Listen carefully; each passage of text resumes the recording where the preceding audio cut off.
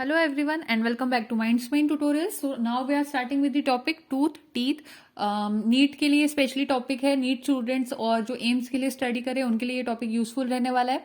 Next important बात इसके लिए है कि अगर आप बीएससी या फिर एमएससी स्टूडेंट भी हैं जूलॉजी के, तो भी आपके लिए वीडियो यूजफुल रहने वाले हैं, क्योंकि डाइजेशन जो टॉपिक होता है वो हमें बाद में भी आता है, एमएससी बीएससी में भी आता है. और अगर हम जो नीट के स्टूडेंट्स हैं उनको तो ऑफकोर्स ये टॉपिक यूजफुल है ही, और 11th क्लास के स्कूल जो बोर्ड होता है उनके लिए भी यूजफुल रहने वाला है. तो सारे स्टूडेंट्स के लिए कॉमन टॉपिक रहता है, क्योंकि बेसिक कंसेप्ट तो हमें क्लियर करने ही रहते हैं. तो हम लोग स्टार्ट करते हैं इस टॉपिक के साथ. एंड वन मोर थिंग, अगर आपको ऐसा लगता है कि ये नोट्स आपको बाय करने हैं तो आप इसके लिए कांटेक्ट कर सकते हैं माइंडस्पेन ट्यूटोरियल्स की जो इंस्टाग्राम आईडी, वहां पर डायरेक्ट मैसेज का ऑप्शन होता है, आप वहां से डायरेक्टली कांटेक्ट कर सकते हैं एंड इन नोट्स को बाय कर सकते हैं. तो ये तो एक चीज हो गई. और दूसरी बात ये है कि नोट्स बहुत कलरफुल है, जैसे कि आप देख सकते हैं. मैं आपको थोड़ा सा आइडिया दे देती हूँ नोट्स का. तो पूरा डिटेल नोट है, नोट्स का सेक्शन है. तो कहीं ना कहीं जो मैं आपको टीच कर रही हूँ वही नोट्स आपको प्रोवाइड किए जाएंगे, यही नोट्स रहेंगे, पीडीएफ फॉर्मेट में रहेंगे ये. तो आप ले सकते हैं और इसकी चार्जेस भी आप वहीं पर डिस्कस कर सकते हैं बाद में. तो अब स्टार्ट करते हैं टॉपिक के साथ. पहली चीज होती है स्टूडेंट्स की, टूथ और टीथ में क्या फर्क होता है. तो टूथ सिंगुलर होता है, टीथ प्लूरल होते हैं. अगर हम बहुत सारे टीथ, पूरे 32 टीथ की बात करें तो हम उसको टीथ कहेंगे. एक दांत की बात करेंगे तो हम उसको टूथ कहेंगे. ये बात समझ में आती है. स्टडी ऑफ टीथ को हम क्या कहते हैं, हम उसको ओडोंटोलॉजी कहते हैं या फिर डेंटिस्ट्री कहते हैं. डेंटिस्ट्री वर्ड हम पहले भी पढ़ते हुए आए हैं कि डेंटिस्ट्री क्या होती है, लेकिन ओडोंटोलॉजी शायद आपके लिए आज नया वर्ड होगा. टीथ कहाँ सिचुएटेड होते हैं, ये जॉस पर सिचुएटेड होते हैं. इनका फंक्शन मेस्टिकेशन करना होता है, च्यूइंग करना होता है. इसके अलावा स्ट्रक्चर ऑफ टूथ की बात करें तो अब यहाँ पर मैंने इसको बहुत अच्छे से ड्रॉ करने की कोशिश की है कि एक एक पॉइंट पे मैंने अलग अलग कलर यूज किया है यहाँ पर, ताकि आप लोगों को पूरी तरह से इसका स्ट्रक्चर समझ में आए. तो अब ध्यान से देखेंगे हम इसको. ठीक है, ये जो लाइन है, ये वाली लाइन, ये कहीं ना कहीं हमारे जॉस तक की लाइन होती है. यानी कि ये जो हिस्सा है, इतना बड़ा जो हिस्सा है, वो हमारे जो टीथ का नीचे वाला हिस्सा होता है, जो कि विजिबल नहीं होता. हम लोग जब मिरर में अगर हमारे टीथ देखेंगे तो ये वाला हिस्सा यहाँ पर विजिबल नहीं होता. सिर्फ जो हमारे टीथ जो ऊपर से दिखाई देते हैं वो इतना हिस्सा होता है. इतनी बात क्लियर हो गई होगी. अब टीथ की सबसे ऊपर वाली जो लेयर होती है, जिसको मैंने ब्लैक पेन से शो किया है, वो इनेमल कहलाती है, जो कि सब्सटेंशिया ओसिया भी कहलाती है. ठीक है, उसके अंदर एक डेंटाइन नाम की लेयर होती है, और उसके अंदर थोड़ा सा हिस्सा आता हुआ किसका होता है, पल्प कैविटी का होता है. पल्प कैविटी नीचे तक मैक्सिमम जा रही है, लेकिन यहां पर थोड़ी सी आती हुई ऊपर आ जाती है. पल्प कैविटी में ब्लड वेसल्स होती है, जो कि उसको बहुत ज्यादा सेंसिटिव बनाती है. इसलिए कहा जाता है कि दांत का दर्द जो होता है वो महादर्द होता है. आपने सुना होगा लाइन को, क्योंकि यहाँ पर बहुत ज्यादा ब्लड वेसल्स आती हैं, और जब ब्लड वेसल्स यहाँ पर ज्यादा आती है तो यहाँ पर अगर छोटा से छोटा दर्द भी होगा तो बहुत ज्यादा हम सेंसिटिव हो जाते हैं उस दर्द के लिए. समझ में आ रही बात. तो पेन को बहुत ज्यादा यहाँ पर वर्स माना जाता है, क्योंकि यहाँ ब्लड वेसल्स बहुत ज्यादा दिखाई देती है. ठीक है, ये बात तो क्लियर हो गई. अब ये जो हिस्सा होता है, ये जो ऊपर ऊपर वाला है, इस हिस्से को हम विजिबल पार्ट, जो हमारे दांत दिखाई देते हैं, टीथ दिखाई देते हैं, हम उसको कहते हैं क्राउन. ठीक है, उसके बाद हमारा यहाँ पर जो पोर्शन होता है उसको हम कहते हैं नेक. अब नेक वाला पोर्शन यहां से यहां तक होता है. अब नेक वाले पोर्शन में क्या क्या चीज आती है उसको ध्यान से देखना. थोड़ी बहुत पल्प कैविटी बीच में आती हुई दिखाई दे रही है. यहाँ पर कुछ साइड में कोलेजन फाइबर्स दिखाई दे रहे हैं. इधर ये जो ग्रीन वाला पोर्शन है वो ऑफकोर्स डेंटाइन है, और इसके आसपास क्या चीज है, गम या फिर जिंजीवा है. ठीक है, इसको गम को जिंजीवा भी कहते हैं. तो यहाँ ये नेक वाला पोर्शन कहलाता है. क्राउन हो गया, नेक हो गया. अब लास्ट पार्ट होता है रूट, जो कि हमारे जॉस के अंदर पाया जाता है. ठीक है, अब रूट में क्या क्या चीजें होती हैं वो ध्यान से समझते हैं. कोलेजन फाइबर भी थोड़ा सा नीचे आता हुआ दिखाई दे रहा है. उसके बाद यहाँ पर कुछ सेल्स होते हैं जिनको हम कहते हैं ओडोंटोब्लास्ट सेल्स. और यहाँ पर हमारी जॉ बोन होती है, जिसमें ये हमारा टीथ क्या होता है, यहाँ पर इम्बेडेड होता है. ठीक है, और लास्ट में यहाँ पर एक एपिकल पोर होता है. इसके पास अगर हम जाएं तो यहाँ पर बहुत अच्छी ट्विस्टेड चीज है. बात समझना, अंदर वाली जो लेयर है, मैंने उसको अंदर की तरफ एरो शो किया, अंदर वाली लेयर को हम सीमेंटम कहते हैं, और बाहर वाली लेयर को हम थीका या फिर एल्वियोलस कहते हैं. नाम पूरी तरह से याद होते हुए चलना चाहिए आपको. अब उसके बाद यहाँ पर अगेन कुछ ब्लड वेसल्स होती हैं. यहाँ पर बीच में मैंने शो की ब्लड वेसल्स है, लिम्फ है, नर्व फाइबर्स है, पेन रिसेप्टर्स बहुत ज्यादा होते हैं यहाँ पर. इसीलिए मैंने कहा कि दांत का दर्द महादर्द कहलाता है, और यहाँ पर गम और जिंजीवा होता है. तो ये था स्ट्रक्चर ऑफ टूथ आपके लिए. अब क्या होता है, अच्छा, एक चीज और, नीट में अगर क्वेश्चन आ जाता है, मान लीजिए आपके पास कि क्यों यहाँ पर मैं जैसे दांत का दर्द महादर्द कह रही हूँ, वैसे ऐसी लैंग्वेज में नहीं आएगा, लेकिन फिर भी आपको पता होना चाहिए कि ये जो टीथ होते हैं उसमें मैक्सिमम पेन रिसेप्टर्स पाए जाते हैं। पूरी बॉडी में सबसे ज्यादा पेन रिसेप्टर अगर कहीं पाए जाते हैं तो वो हमारे टीथ के पल्प में पाए जाते हैं, ठीक है। और इनेमल को अगर रॉड से भी आप रब करोगे ना तो वो इतना हार्ड होता है, इनेमल को कहा जाता है कि इनेमल सबसे हार्डेस्ट थिंग है। तो इनेमल को अगर आप किसी रॉड से भी रब करोगे ना तो उसमें से थोड़ा सा स्पार्क निकल सकता है, आप ये समझ सकते हो, इतना हार्ड होता है। समझ में आ रही बात? अब आगे हम बात करते हैं। सॉरी सॉरी सॉरी, थोड़ा सा एडजस्टमेंट बिगड़ गया होगा। ओके, नाउ हम लोग आगे बात करते हैं crown. Crown visible part of tooth होता है, it carries mainly enamel and dentine. इसमें दो चीज आती है, इनेमल आता है और डेंटाइन आता है। इनेमल की बात करते हैं तो ये आउटर मोस्ट होता है, ट्रांसपेरेंट लेयर होती है, known to be the hardest substance of animal kingdom. Animal kingdom का सबसे हार्डेस्ट सब्सटेंस इसी को कहा जाता है। कैसे बनता है? इसमें 97% जो होता है CA3PO4 ट्वाइस होता है, यानी कैल्शियम फॉस्फेट होता है, 3% CaF2 यानी कि कैल्शियम फ्लोराइड होता है, एंड पोटेशियम और मैग्नीशियम फॉस्फेट और सल्फेट इसमें पाया जाता है। ठीक है, ये बात होती है। यहाँ पर मुझे ना पोटेशियम के साथ यहाँ पर सल्फेट को लिख देना था, पोटेशियम और सल्फेट, और यहाँ पर मैग्नीशियम और फॉस्फेट, इन दोनों का कॉम्बिनेशन मुझे यहाँ बनाना था। या फिर आप ये समझ सकते हो कि ये भी हो सकता है ना, पोटेशियम फॉस्फेट भी हो सकता है, पोटेशियम सल्फेट भी हो सकता है, मैग्नीशियम फॉस्फेट भी हो सकता है और मैग्नीशियम सल्फेट भी हो सकता है, ये कॉम्बिनेशन हो सकते हैं। तो ये एक चीज थी आपको बतानी थी मुझे यहाँ पर, ये मैंने बताई। अब इनेमल के बाद दूसरी चीज, इनेमल में ही चल रहे हैं वैसे हम, आती है फ्लोराइड आयंस के ऊपर। अब फ्लोराइड आयंस क्या होते हैं? जो फ्लोराइड आयंस होते हैं हमारे टीथ के लिए इसलिए जरूरी है क्योंकि हमारे कैल्शियम आयंस को उनकी पोजीशन पर रखते हैं। देखिए, टीथ में कैल्शियम है, वो तो बात समझ में आती है, टीथ के पास कैल्शियम होना ही चाहिए जब भी वो स्ट्रांग होंगे। लेकिन अगर वो कैल्शियम को कोई पकड़ने वाला नहीं हुआ, उसको होल्ड करने वाला नहीं हुआ, तो आप कितना भी कैल्शियम यूज कर लीजिए, आपके टीथ स्ट्रांग नहीं हो सकते। तो कैल्शियम को उनकी पोजीशन पे रखने में, पकड़ कर रखने में कौन रिस्पॉन्सिबल होता है? फ्लोराइड आयंस रिस्पॉन्सिबल होते हैं, ठीक है। तो ये जो फ्लोराइड आयंस है ना स्टूडेंट्स, ये फ्लोराइड आयंस हमें कैसे मिलते हैं? हमारे टूथपेस्ट में मिलते हैं। और कहा जाता है कि जब हम टीथ को ब्रश करते हैं हमारे, तो वाटर से जो हम लोग स्पिट करते हैं ना, बाद में लास्ट में हम लोग पूरा ब्रश कर लिया, वाटर से हम स्पिट करने वाले रहते हैं, वो वाली स्टेज पे हमें स्पिट नहीं करना चाहिए वाटर से, वहां पे हमें गार्गल नहीं करना चाहिए, बल्कि उसको टूथपेस्ट को एज इट इज अच्छे से, मतलब अच्छे से पूरा टूथपेस्ट हम स्पिट कर दें हमारे मुंह में से, ये बात सही है, लेकिन उसको वॉश नहीं करे वाटर से, ये मैं कहना चाह रही हूँ। तो लास्ट में ऐसा कहा जाता है कि टूथपेस्ट को लगे रहने देना चाहिए ताकि वो वहां पर वर्क कर पाए फ्लोराइड आयंस। तो ये एक थोड़ा सा टिप था एक्स्ट्रा, मैंने बता दिया आपको। एंड मैं ये सारी चीजें इतनी बेसिक में जाके क्यों बता रही हूँ, क्योंकि हो सकता है आप लोग जिन कोचिंग्स में जाते हो तो वहां पर भी आपको ये चीजें पढ़ाई जाती हो, लेकिन ये छोटी छोटी बेसिक चीजें होगी, अगर मैं ये बताते हुए आपको चलूंगी तो ये आप आपके लाइफ में भी यूज करना सीखते जाएंगे। इसलिए हम थोड़ा सा डिटेल में जाते हुए इन चीजों को डिस्कस कर रहे हैं। और आई बिलीव कि स्टूडेंट्स को अपनी पढ़ाई के साथ साथ उसको लाइफ से कनेक्ट करके अगर हम किसी चीज को पढ़ते हैं तो हमें ज्यादा अच्छे से वो चीज याद हो जाती है। सो हम लोग आगे बढ़ते हैं। अब जो हमारा ये जो इनेमल होता है ना स्टूडेंट्स, ये एक्टोडर्मल होता है ओरिजिन में। एक्टोडर्मल का मतलब मैं आपको पहले भी बता चुकी हूँ, प्रीवियस वीडियो सेगमेंट्स में आपने देखा होगा। और ये सिंथेसाइज कैसे होता है? From ameloblast cell. जितने इंपॉर्टेंट पॉइंट्स है, जितने भी इंपॉर्टेंट पॉइंट्स है मैंने सारे यहाँ पर मेंशन कर दिए, मेरे हैंड रिटन नोट्स हैं और इतनी मेहनत के साथ इनको मैंने बनाया है, तो आई थिंक कि एक एक स्टूडेंट को इसका बेनिफिट मिलना चाहिए। तो आप अगर अपनी क्लासेस के दूसरे स्टूडेंट के साथ भी इसको शेयर करेंगे तो वो भी इसका बेनिफिट ले पाएंगे। और present only in crown region, और ये सिर्फ और सिर्फ क्राउन रीजन में पाया जाता है इनेमल। आप क्राउन रीजन के अलावा नेक वाला रीजन देखोगे या फिर और जो नीचे वाला रीजन था, अगर वहां ढूंढोगे तो वहां इनेमल आपको नहीं मिलता। तो ये सारे इंपॉर्टेंट पॉइंट्स आपके इनेमल के कंप्लीट होते हैं। अब दूसरी लेयर आती है डेंटाइन। क्राउन के अंदर ये डेंटाइन भी होता है। तो डेंटाइन में क्या होता है? ये कंपेरेटिवली हार्ड सब्सटेंस होता है, लेकिन इनेमल जितना हार्ड नहीं होता। सबसे ज्यादा इनेमल हार्ड होता है, दूसरे नंबर पे हम डेंटाइन को रख सकते हैं। इसके अंदर क्या चीजें होती है? इसमें कैल्शियम फॉस्फेट होता है जो कि 60 to 70% होता है। ऊपर हमारा कितना था? 97% था। फिर हमारा CaF2 यानी कि कैल्शियम फ्लोराइड होता है जो कि यहाँ पर 30 to 40% हो सकता है। वहां पर मैंने 3% बताया था कैल्शियम फ्लोराइड। और पोटेशियम मैग्नीशियम का वही कॉम्बिनेशन, यानी कि potassium phosphate, potassium sulphate, magnesium phosphate, magnesium sulphate, वो भी यहाँ पर 30 to 40% आप समझ सकते हो, ठीक है। दूसरी बात, व्हाइट या फिर लाइट येलो कलर का सब्सटेंस होता है ये डेंटाइन। इसी वजह से हमारे टीथ का कलर व्हाइट नजर आता है। अगर आप सोचोगे तो कुछ स्टूडेंट्स ये समझ लेते हैं कि इनेमल की वजह से हमारे जो टीथ है वो व्हाइट दिखाई दे रहे हैं, लेकिन ऐसा नहीं होता। वो हमारे जो टीथ का कलर होता है वो मेनली डेंटाइन की वजह से आता है, बल्कि इनेमल हमारा ट्रांसपेरेंट लेयर होता है, ठीक है।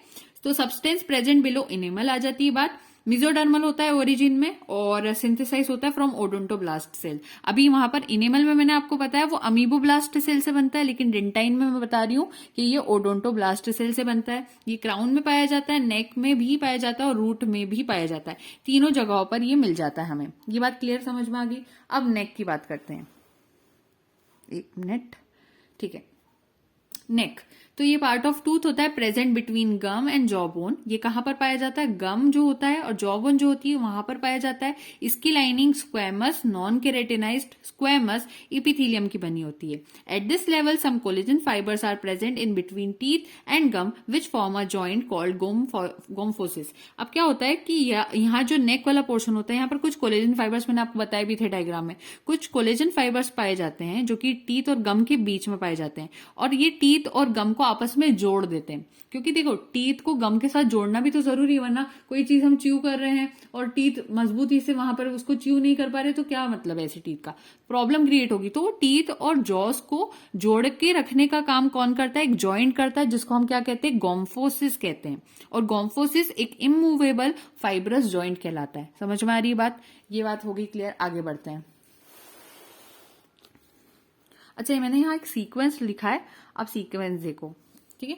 इनेमल सबसे ज्यादा स्ट्रांग होता है, फिर सीमेंटम होता है, फिर बोन होती है और फिर डेंटाइन होता है। अगर कोई पूछ ले सीक्वेंस ऑफ हार्डनेस क्या है, तो इनेमल है, सीमेंटम है, बोन है और डेंटाइन है। हाँ, टीथ के अंदर अंदर बात करोगे तो इनेमल के बाद डेंटाइन आता है, लेकिन पूरी बॉडी की बात करोगे तो इनेमल के बाद सीमेंटम आता है, सीमेंटम के बाद बोन आती है एंड बोन के बाद डेंटाइन आता है। ECBD आप याद रख सकते हो इसकी सीक्वेंस को, ठीक है। आगे बढ़ते हैं। मैंने एडजस्ट कर दिया है। Now if you talk about root, तो ये पार्ट ऑफ टूथ होता है which is present in jaw bone, although its pulp cavity is extended up to crown. इसकी जो पल्प कैविटी होती है, जैसे मैंने बताया था, थोड़ी सी पल्प कैविटी का पोर्शन क्राउन तक भी आता है। So in the middle part of root a tubular pulp cavity is present which is lined by odontoblast cells. This pulp cavity carries blood vessels, lymph vessels, nerve fibre and pain receptors. ये बात clearly समझ में आ गई होगी। Among all body parts maximum pain receptors are present in pulp cavity of tooth. वही point आ गया जो मैंने आपको पहले भी बताया था। Towards lower side of pulp cavity apical pour is present, और वहां से डिफरेंट टाइप्स ऑफ टूथ क्या जो सप्लाई होना चाहिए वो यहाँ पर होता जाता है। तो मैंने आपको पल्प कैविटी के आखिर में बताया था एक एपिकल पोर होता है सर्कल जैसा, वो ये चीज की बात हो रही है यहाँ पर। अब around the age of 21 years, जब हम 21 साल के होते हैं, 21 ईयर्स के होते हैं, तो ऐसा कहा जाता है कि जो एपिकल पोर होता है वो श्रिंक होने लगता है, तो इसलिए ग्रोथ ऑफ टीथ वहां पर स्टॉप हो जाती है। 21 ईयर्स के बाद किसी के टीथ ग्रो नहीं करते हैं, वरना क्या होता है, वो इंसान कैसे दिखाई देता है आप सोच सकते हैं। अगर उसके 21 ईयर्स पे अगर गॉड वहां स्टॉप नहीं करवाते तो वो टीथ ग्रो होते जाते, फिर वो कैसा दिखाई देता आप इमेजिन कर सकते हो वहां पर। तो एक लिमिट पर टीथ का ग्रोथ रोकना जरूरी था, इसलिए गॉड ने क्या करा कि 21 ईयर्स की एज पर एपिकल पोर को श्रिंक करना शुरू करवा दिया। ये एपिकल पोर जो था उसको श्रिंक करना, सुकड़ना शुरू करवा दिया। तो ये सुकड़ने लगता है तो यहाँ ब्लड सप्लाई नहीं होता, इसी वजह से टीथ की ग्रोथ नहीं हो पाती। अगर ब्लड सप्लाई होता रहता तो टीथ ग्रो करते जाता है एंड यू कैन इमेजिन कि वो इंसान कैसा दिखाई देता, राइट। तो आगे बढ़ते हैं हम। अब ये बात क्लियर है, आपको समझ में आ गई होगी। सो इन सम एनिमल्स, लेकिन कुछ ऐसे एनिमल्स होते हैं कि जिनका एपिकल पोर जो होता है वो पूरी जिंदगी ओपन रहता है। बहुत बढ़िया पॉइंट है, ध्यान से समझना, हमेशा ओपन रहता है। तो इस वजह से ब्लड सप्लाई होता रहता है और टीथ की ग्रोथ भी होती रहती है। और टीथ की ग्रोथ अगर लगातार होती रहती है तो हम ऐसे टीथ को कहते हैं रूटलेस टीथ। समझ में आ रही बात? जिन टीथ की ग्रोथ होती रहती है एपिकल पोर के खुले होने की वजह से, उनको हम कहते हैं रूटलेस टीथ, ठीक है। अब इसके एग्जाम्पल्स कौन से होते हैं?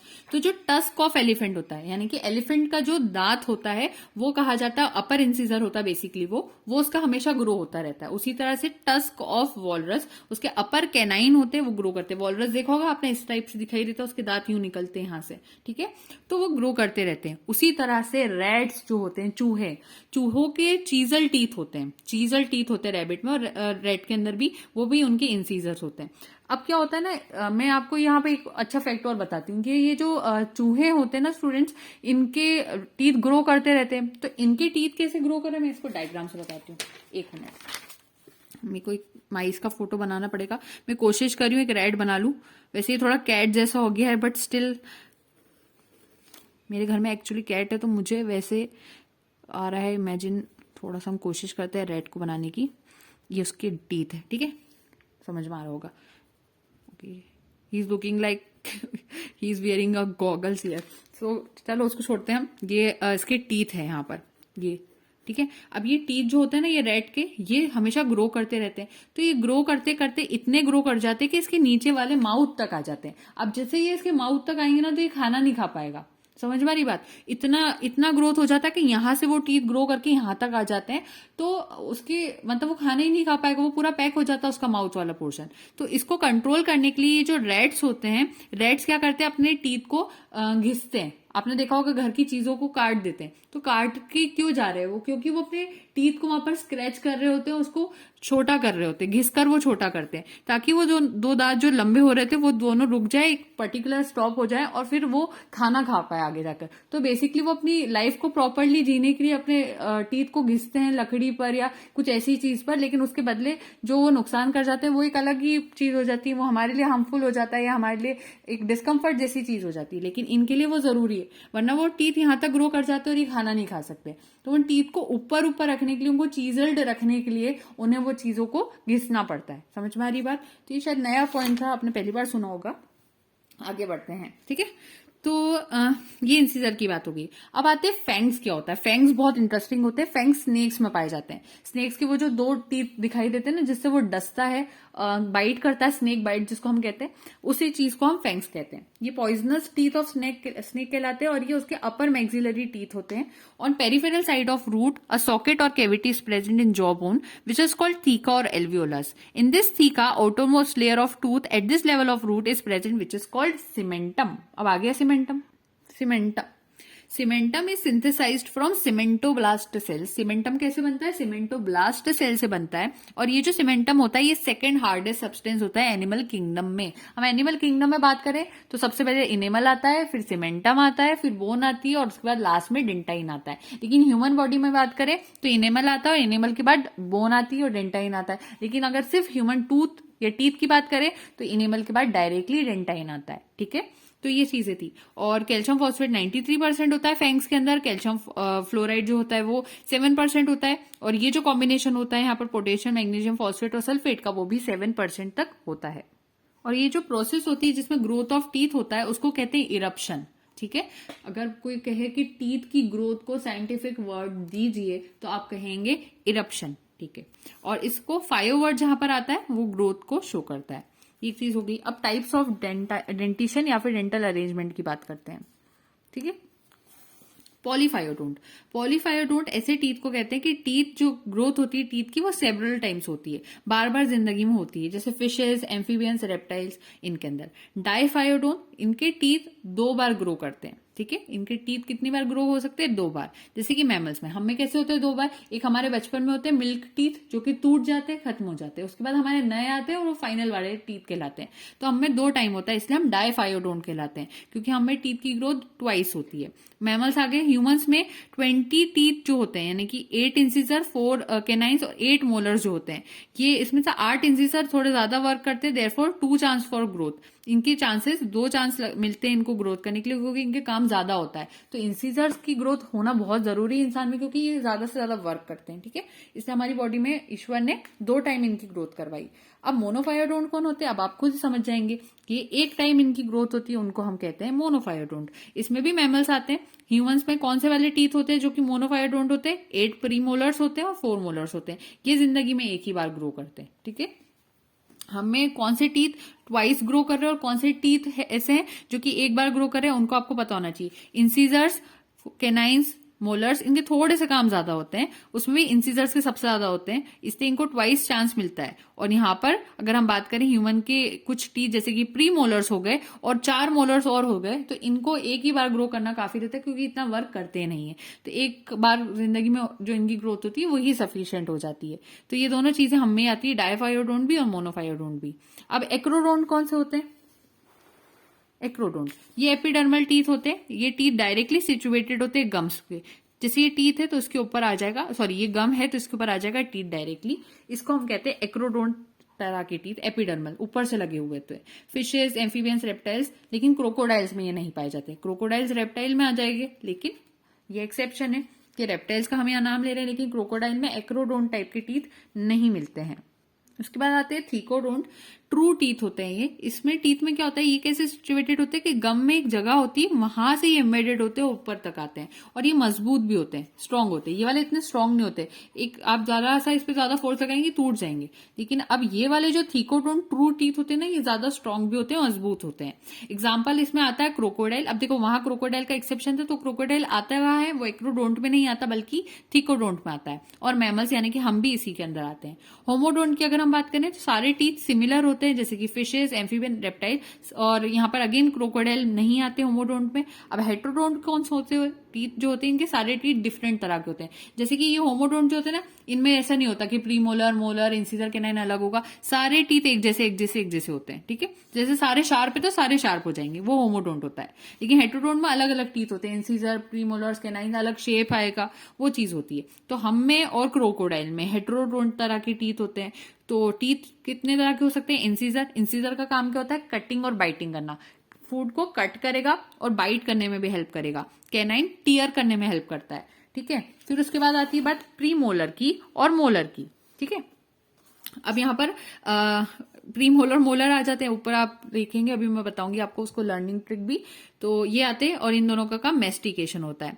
और ब्रेची और ब्रेडी वर्ड जहां पर भी आपको मिले ना, वो शॉर्ट और लेस को शो करता है। मैंने एक थोड़ा एक्स्ट्रा लिखा है, जहां जहां मुझे जो पॉइंट्स याद आते हैं मैं वो ऐड करती जाती हूँ। यहाँ पर एक चीज याद रखना कि इसको BU BR यानी कि जो टीथ के नाम हो रहे हैं कि ह्यूमंस में कौन कौन से मिलते हैं, मैं लास्ट में बताऊंगी। तो मुझे इसको बताना है कि BU यानी कि ब्यूनोडोंट होते हैं, फिर ब्रायोफायोडोंट हो जाते हैं यहाँ पर, ठीक है। ब्रेचियोडोंट हो जाते हैं, ब्रायोफायोडोंट नहीं सॉरी ब्रेचियोडोंट हो जाते हैं। और एक आते हैं हेट्रोडोंट।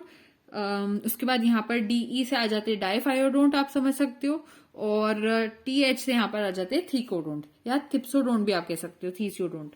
तो ये सारी चीजें आती हैं यहाँ पर। सॉरी थीसियोडोंट नहीं आते हैं ह्यूमंस में, थीसियोडोंट नहीं, यहाँ पर थीकोडोंट ही आएगा। तो मैं अभी बताऊंगी लास्ट में एक बार, उसको छोड़ सकते हैं, अभी हम आगे बढ़ते हैं पहले तो अच्छा एक चीज और कि ह्यूमंस में इंसीजर, कैनाइन, प्रीमोलर, मोलर सब है। इससे ये प्रूव भी होता है, देखिए कहीं ना कहीं, कि ह्यूमंस को गॉड ने बाय डिफॉल्ट जो बनाया है वो ऑमनीवोर ही बनाया है। अगर कुछ स्टूडेंट्स, अगर ऐसा मतलब एक क्वेश्चन आ चुका है नीट पे, इसलिए मैं आपको क्लियर कर रही हूँ कि कुछ स्टूडेंट समझते हैं कि वो हर्बीवोर पे टिक करने का समझते हैं, वो हर्बीवोर्स में नहीं आते। हम लोग ऑमनीवोर्स में आते हैं, क्योंकि हमारे पास कैनाइन टीथ है, और कैनाइन टीथ होने की वजह से ये शो करता है कि ह्यूमंस को ऐसा बनाया गया है कि वो वेज और नॉन वेज दोनों पर फीड करें। इसलिए थोड़ा क्वेश्चन आपको क्लियरली पता होना चाहिए यहाँ पर, इसलिए थोड़ा सा इसको क्लियर कर रही हूँ यहाँ पर। नेक्स्ट चीज देखते हैं लोफोडोंट, ठीक है। लोफोडोंट क्या होते हैं, ऐसे टीथ जिनके ऊपर ट्रांसवर्स रिजेस पाई जाती हैं, उन टीथ को हम लोफोडोंट कहते हैं। ये एलिफेंट में पाए जाते हैं। ब्यूनोडोंट ऐसे टीथ जिन पे कस्प पाया जाता है, देखो ये कस्प होता है, राउंड कस्प और अपर सरफेस ऑफ टीथ, जो कि प्राइमेट्स में होता है। सोलिनोडोंट, सेलाइनोडोंट, इस पे क्रिसेंट टाइप या लेस डेवलप जो कस्प होता है वो पाया जाता है टीथ के ऊपर, जो कि हॉर्स और पिग में मिलता है। हॉर्स जो होता है वो एंटी वेनम बहुत इंपॉर्टेंट होते हैं हॉर्स और पिग हमारी बायोलॉजी में।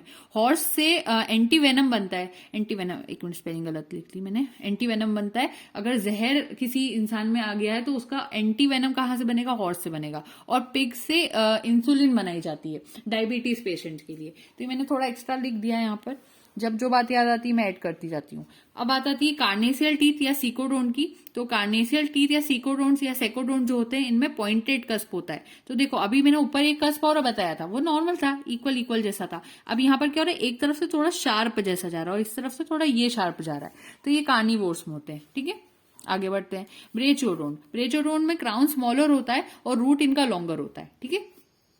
इनका क्राउन छोटा होता है, लेकिन इनकी रूट नीचे से, यानी दांत ऊपर से छोटा दिखाई देता है लेकिन नीचे से लंबा होता है, अंदर तक बड़ा होता है। Example primates. थीसियोडोंट, थिप्सोडोंट, यहाँ मैंने गलती से आपको ह्यूमंस का नाम बताया था, यहाँ ह्यूमंस में नहीं आते।